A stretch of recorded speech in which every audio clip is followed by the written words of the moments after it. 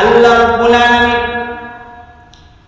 যারা জান্নাতুল ফিরদাউসের অধিকারী হবে তাদের দ্বিতীয় নাম্বার গুণের কথা বলেছে, ওয়াল্লাযীনা হুম আনিল লাগবি মুরিদুন, তারা অনর্থক ফালতু কথা বলবে না, ফালতু কর্ম করবে না।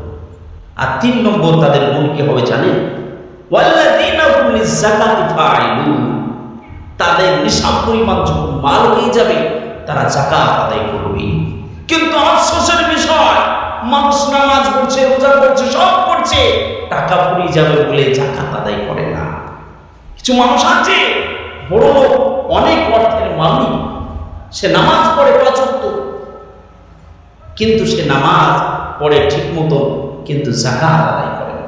আফসোস, যাকাত আদায় করতেই হবে। যেমন আপনার জন্য নামাজ ফরজ, আপনার যেমন রোজা ফরজ, আপনার উপরে যেমন বিবির পর্দা করা ফরজ, আপনার জন্য যদি নিসাব পরিমাণ মাল হয়ে যায়, আপনার জন্য যাকাতটাও আপনার জন্য ফরজ।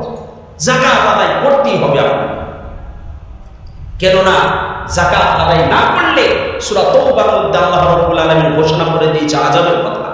আল্লাহ রাব্বুল আলামিন বলেছেন সূরা তাওবার ভিতরে, ইয়াউমা ইউহমা আলাইহা ফি নারি জাহান্নামা ফাতুকুয়া বিহা জিবাহুম ওয়া জুনুবুহুম ওয়া জুহুরুহুম হাদা মা কানাজতুম লিআনফুসিকুম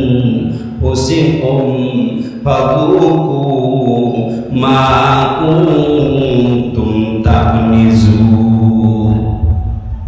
তোমরা যে মালকে গুচ্ছিত করে রেখে যাও, যাকাত আদায় করনি, মালকে কৃপণতা করে বাড়িতে গুছিয়ে গুছিয়ে রেখে যাও, তোমরা কান খুলে তোমরা শুনে নাও, তোমাদের কান খুলে শুনে নাও, এই মালগুলোকে কাল কিয়ামতের দিন জাহান্নামের আগুনে উত্তপ্ত করা হবে।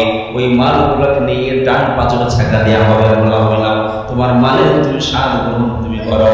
বামের দিকে ছাকা দেওয়া হবে, বামের দিকে যখন আপনার পাঁজরে ছাকা দেওয়া হবে, আপনার বলা হয় না তোমার মালের স্বাদ গ্রহণ করো। পৃষ্ঠ মুবারক পিঠের দিকে যখন আপনার মালের ছাকা দেওয়া হবে, বলা হবে না তোমার মালের স্বাদ গ্রহণ করো। ও বাবসে আমার ভাইরা, ও জনম দক্ষিণী মা, ও প্রধান মা, আমার বোনেরা, একটু কান খুলে শুনুন। যাকাত যদি আমাদের উপর খরচ হয়ে যায়, অবশ্যই আমাদেরকে যাকাত আদায় করা লাগবে। করবো ইনশাআল্লাহ।